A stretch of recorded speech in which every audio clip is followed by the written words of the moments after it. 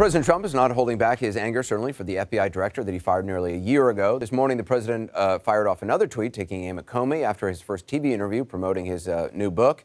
Here's the tweet, quote, Comey drafted the crooked Hillary exoneration long before he talked to her, lied in Congress to Senator G, then based his decisions on her poll numbers. Disgruntled, he, McCabe, and the others committed many crimes.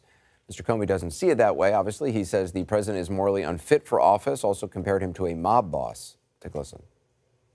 There's a distinction between a friend of yours and a friend of ours. I felt this effort to make us all, and maybe this wasn't their intention, but it's the way it felt to me, to make us all amica nostra.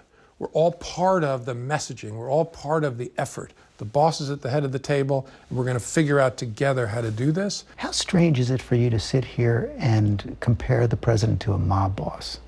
Very strange. And I don't do it lightly. And I'm not trying to, by the way, suggest that President Trump is out breaking legs and shaking down shopkeepers. But instead what I'm talking about is that leadership culture constantly comes back to me when I think about my experience with the Trump administration.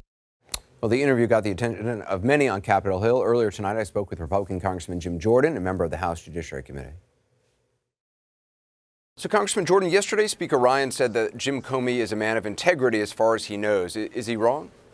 I don't think Jim Comey has much credibility, Anderson. You know, I thought he was wrong on July 5th when he went out and did his big press conference before the election. I thought he was wrong when he reopened the case in October, 10 days before the election. I thought he was wrong throughout that entire investigation. And I said so both times. When I said so in October, I took a lot of heat from some of my Republican colleagues, but I thought he screwed this thing up from the get-go, and I don't think he has a whole lot of credibility. Just in terms of the rhetoric surrounding all this, the president has referred to his former FBI director as a slime ball, referred to the upper echelons of the FBI as a den of thieves and lowlives.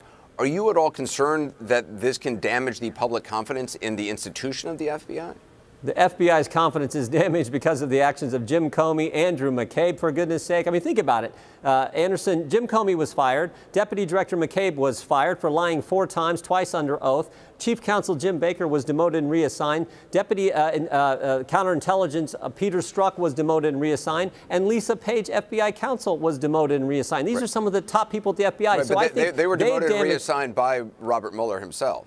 After first being selected to be on the team, and we've seen the text messages which just don't show bias, they show animus towards the president that the American people elected. So these are the top people at the FBI. If anyone's destroyed the credibility at the top, it's those people. The rank and file agents, Americans have the highest confidence in those folks. You don't think the president calling, these people lowlives, referring to the den of thieves, that shows animus?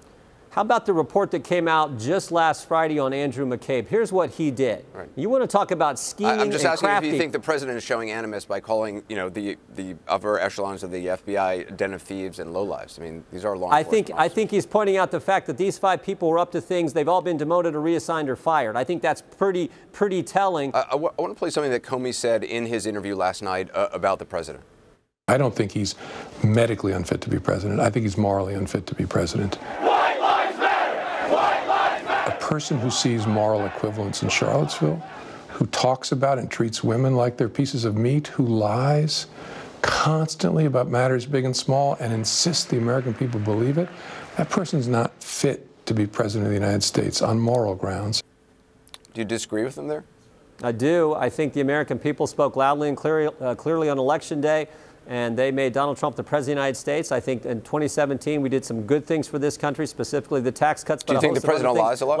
Like Neil Gorsuch on the Supreme Court, like reducing regulations, like saying the embassy should in fact go to Jerusalem. I think a lot of good things happened in 2017. Do you think the president lies a lot? Excuse me, Anderson? Do you think the president lies a lot, like Jim Comey says?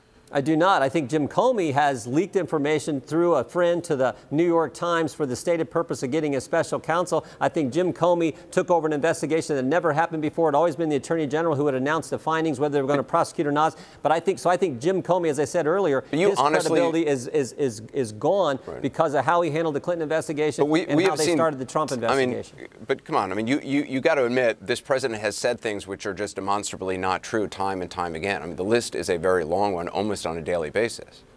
I think Andrew McCabe has said things that aren't true, and the Inspector General did an investigation and was fired because of that. Right. So you're very bold in calling out Andrew McCabe, not so bold on the President of the United States. It wasn't me calling Andrew McCabe, it was his colleagues. Okay. I mean, it was okay, so you haven't heard the President lie. You haven't heard the President lie.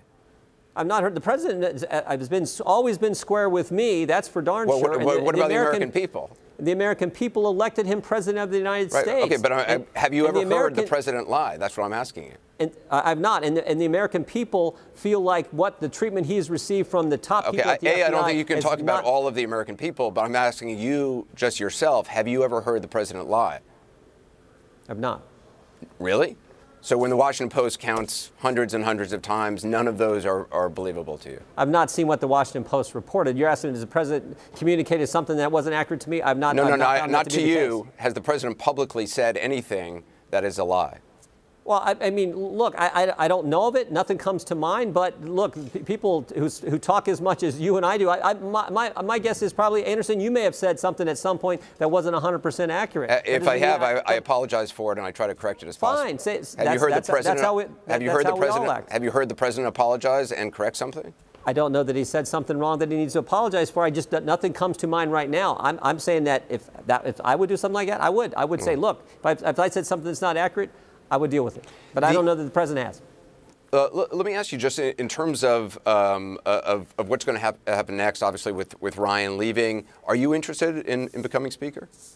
Look, I said this last week. Right now, Paul Ryan's the Speaker. He said he's going to continue to be the Speaker for the remainder of this Congress. If and when there is a Speaker's race, I've had colleagues encourage me to look at that, and I'm open to looking at it. But the big focus, and I said this on the floor of the House last week, much more important than who the Speaker is next year is what Republicans do this year. And if we don't start doing what the American people sent us here to do, there ain't going to be a Speaker's race because we won't be in the majority. So let's get focused on what we're supposed to be doing, what they sent us here to do, what they told us to do when they gave us you're that concerned about you're that concerned about the midterms. I'm concerned about the midterms, yes. And if we don't do what we are sent here to do, build the border security wall, deal with welfare reform in the way we need to, make the tax cuts permanent, the policies that we were elected to do. If we don't get focused on that, then we could have some problems. If we do get focused on that, I think we can win. Congressman Jordan, appreciate your time. Thank you. You bet, Anderson. Take care.